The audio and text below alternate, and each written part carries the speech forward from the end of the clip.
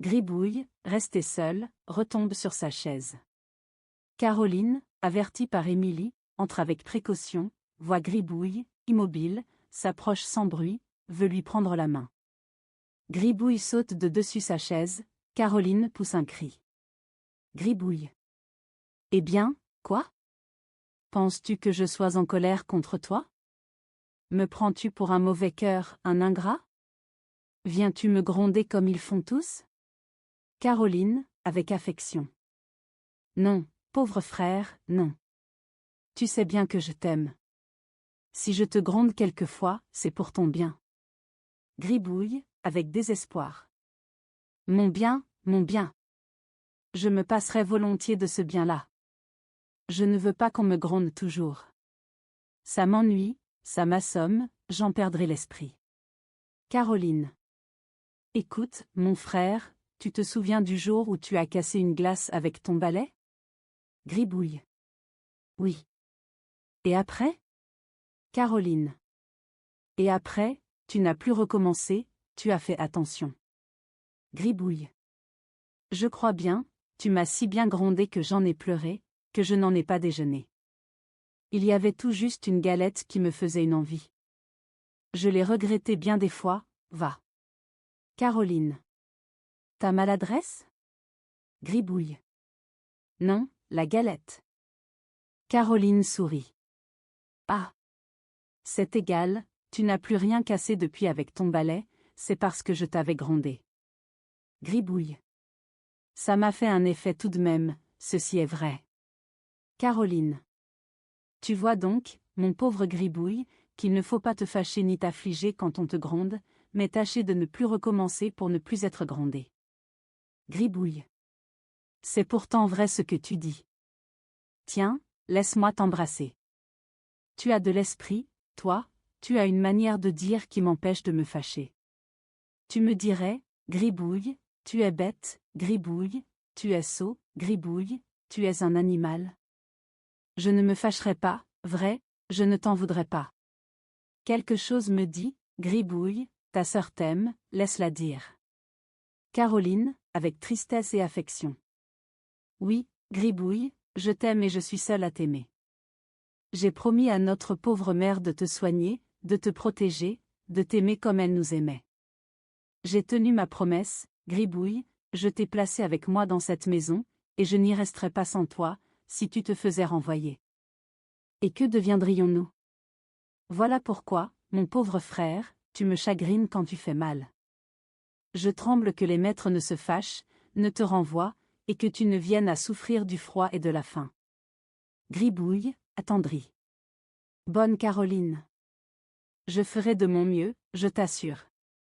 Mais, vois-tu, on me dit toujours que je suis bête, et cela me trouble, je ne sais plus ce que je fais, surtout quand ce maudit Jaco se met à m'insulter. Caroline. Mon pauvre Gribouille, fais ton ouvrage et rien de plus. Balai, essuie, frotte, nettoie, mais qu'avais-tu besoin de lâcher les oiseaux? Pourquoi y touchais-tu? Gribouille. C'était par pitié, je t'assure, ces pauvres petites bêtes. Pense donc si on nous avait enfermés dans une cage, et si petits encore. Caroline. Ils sont habitués à vivre enfermés, d'ailleurs ils ne pensent pas. Ce n'est pas comme nous. Gribouille. Ça, c'est vrai, ce n'est pas comme nous. Je pense, moi, je raisonne, je me dis, jamais je n'aurais agi comme eux, je n'aurais pas fait gronder Gribouille, je serais revenu après avoir été jusqu'à la grille seulement. Tu sais que j'ai été fermer la grille pour les empêcher de passer. Ce n'était pas bête, tout de même. Madame Delmy entre avec Émilie. Gribouille dit-elle d'une voix irritée. Gribouille, avec douceur. Me voici, madame. Madame Delmy. Pourquoi avez-vous fait peur à Émilie par vos cris? Pourquoi avez-vous ouvert la cage? Pourquoi avez-vous laissé échapper les serins? Pourquoi me regardez-vous comme une bête, sans répondre? Gribouille, d'un air aimable. Oh! Madame! Je ne me permettrai pas de regarder madame comme une bête. J'ai trop de respect pour madame. Certainement, madame n'est pas bête du tout, je me plais à le reconnaître. Madame Delmy. Qu'est-ce qu'il dit donc? Caroline, qu'est-ce qu'il veut dire? Caroline, avec embarras. Que madame ait un peu d'indulgence. Il n'a pas bien compris ce que disait madame. Il est bien fâché d'avoir fait peur à mademoiselle. C'est du chagrin d'avoir laissé partir les oiseaux, que mademoiselle a pris pour de la colère. Il sait trop bien le respect qu'il doit au maître, pour se permettre. Gribouille, interrompant. Certainement, je sais trop bien le respect que je dois au maître, pour me permettre. Caroline, bah. Tais-toi donc, tu vas tout gâcher. Madame Delmy. C'est bon. Mais les serins sont perdus. Gribouille, d'un air satisfait. Je demande pardon à madame, ils ne peuvent tarder à rentrer, j'ai fermé la grille. Madame Delmy. La grille. Et que leur fait la grille ouverte ou fermée? Gribouille. Madame oublie qu'un serin, ça n'a pas plus de force qu'une mouche, et qu'ils auront beau se mettre à deux pour pousser la grille, ils ne pourront pas l'ouvrir. Madame Delmy avec colère. Ils voleront au-dessus, imbéciles. Caroline, en vérité, votre frère est trop bête. Ma patience est à bout. Débarrassez-moi de ce garçon, il m'excède. Caroline. Quand madame voudra me donner mon compte, je suis prête à partir, malgré tout mon regret de quitter la maison de madame. Madame Delmy. Mais, du tout, je ne veux pas vous laisser partir, je suis trop contente de votre service pour me séparer de vous, c'est Gribouille que je veux renvoyer. Caroline. Oui, madame, et je pars avec lui. J'ai promis à ma mère mourante de ne jamais abandonner mon frère. En entrant chez madame, j'espérais qu'elle voudrait bien supporter ses naïvetés. Puisque madame en est fatiguée, mon devoir est d'accompagner mon frère. Pauvre garçon. Que deviendrait-il sans moi? Gribouille. Caroline, tu es trop bonne. Oui, tu es trop bonne. Ne te tourmente pas, je vois que c'est à cause de moi que madame te met dehors. Eh bien. Moi, je ne veux pas m'en aller, je resterai malgré tout, je balayerai, je frotterai, j'essuierai, je nettoierai comme tu m'as dit, je ne lâcherai plus les serins, alors tu resteras, n'est-ce pas? Où irais-tu? Comment vivrions-nous? Tu me dis toujours que le bon Dieu est bon, s'il est bon, il ne voudra pas te laisser sortir d'ici, où tu es bien, n'est-ce pas? Dis. Caroline, n'est-ce pas que tu es bien?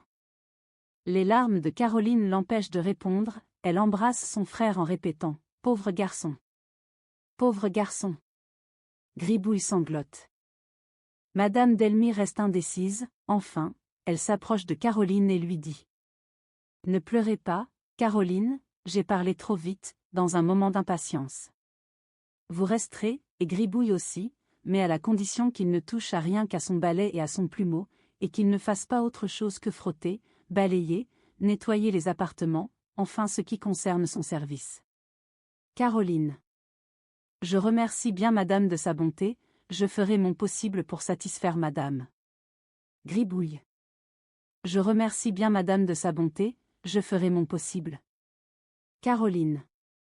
Mais tais-toi donc, et reste tranquille. Gribouille. Et pourquoi ne remercierais-je pas madame, puisque tu la remercies bien? Et pourquoi ne dirais-je pas à madame que j'accepte ces conditions, et que je jure, Gribouille étend le bras, de ne toucher à rien qu'à mon balai et mon plumeau, et de ne rien faire que frotter, sans brosse bien entendu, balayer et nettoyer les appartements. Madame Delmy se met à rire, Caroline paraît inquiète de l'air solennel de Gribouille, et dit à sa maîtresse. Madame veut bien qu'il prenne une brosse et de la cire pour frotter les appartements? Madame Delmy. Oui, oui, brosse, cire, tout ce qui lui sera nécessaire pour son ouvrage. Gribouille. Et pour ma nourriture, et ma toilette, et mon coucher? Madame Delmy. Oui, tout, je ne défends que ce qui ne regarde pas votre ouvrage dans la maison. Gribouille. Alors, je rejure, Caroline est mon témoin, je rejure. Madame Delmy sort en riant aux éclats, Gribouille la regarde, se met à rire de son côté, il se frotte les mains, fait une gambade et paraît enchanté. Gribouille. J'ai joliment arrangé les choses, tout de même. J'ai bien fait de jurer et rejurer, n'est-il pas vrai, ma sœur? Caroline, préoccupée. Très bien, très bien. Et maintenant, mon ami, n'oublie pas ta promesse, prends ton balai, achève de balayer l'appartement, et ne touche à rien. Caroline sort, Gribouille reste seul, il réfléchit quelque temps et prend son balai. Ce ne sera pas commode, tout de même, de ne toucher à rien. Moi qui avais encore des images à voir. Avec le manche de son balai il accroche la cage et la fait tomber. Là! Voilà-t-il encore du malheur. C'est mon guignon qui me reprend. Et, dire que je ne peux pas ramasser cette cage. Maudite cage, va! Dire qu'elle a 4 pieds et qu'elle ne peut pas se tenir, tandis que je tiens solidement, moi qui n'en ai que 2. C'est-il gênant, cette cage, pour balayer? Veux-tu t'en aller de là, vilaine? Il donne un coup de balai à la cage, qui roule au milieu de la chambre. Allons! La voilà au beau milieu du salon à présent. C'est pour se faire mieux voir, pour me faire encore gronder. Ah! Mais! Je ne vais pas me laisser dominer par une cage, moi. Je vais la rouler avec mon balai jusque sous le rideau, lorsque Caroline sera revenue, je la prierai de la ramasser, puisque moi je suis liée par ma parole. J'ai juré et rejuré de ne toucher à rien. Émilie, qui est rentrée avec son frère Georges pendant que Gribouille fait rouler la cage à coups de balai, le regarde avec surprise, elle court à lui et l'arrête. « Mais que fais-tu donc, Gribouille? Tu vas briser ma jolie cage. » Gribouille. Ah! Mademoiselle, je n'y puis rien, moi, elle est tombée, elle gêne le passage, il faut qu'elle roule. Georges. Pourquoi ne la ramasses-tu pas, au lieu de la pousser comme tu fais? Gribouille. Je ne peux pas, monsieur, je suis lié par ma parole. J'ai juré et rejuré. Georges. Quelle parole? Qu'est-ce que tu as juré? Gribouille. Parole sacrée, monsieur.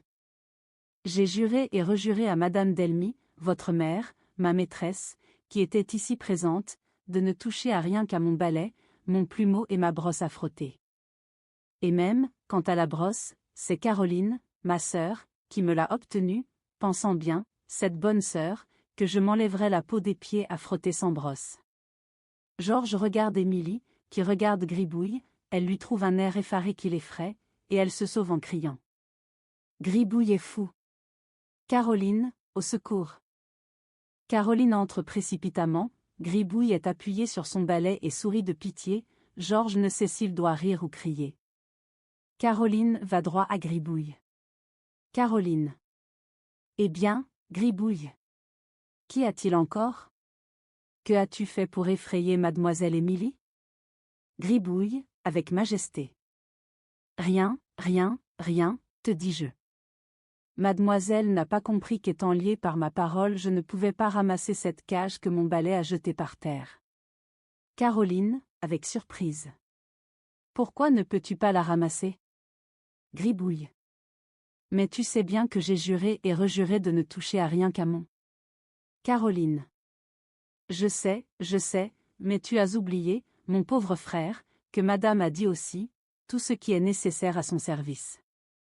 Gribouille, se frappant le front. C'est, ma foi, vrai.